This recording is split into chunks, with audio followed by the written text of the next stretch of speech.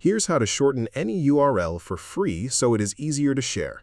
Copy the long URL you want to shorten, right-click the address bar and select Copy, or use Ctrl+C.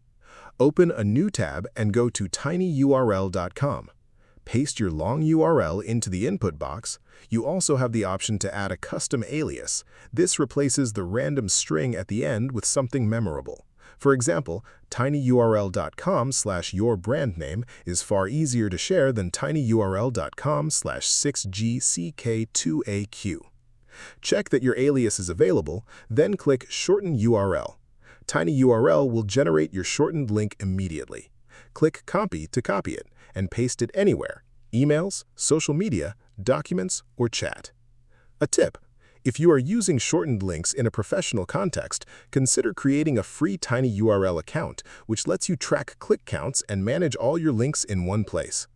Anonymous links cannot be edited or tracked after creation, so if the destination URL ever changes, you will need to create a new short link. If this helped you out, hit that subscribe button for more straight-to-the-point tutorials on step-by-click.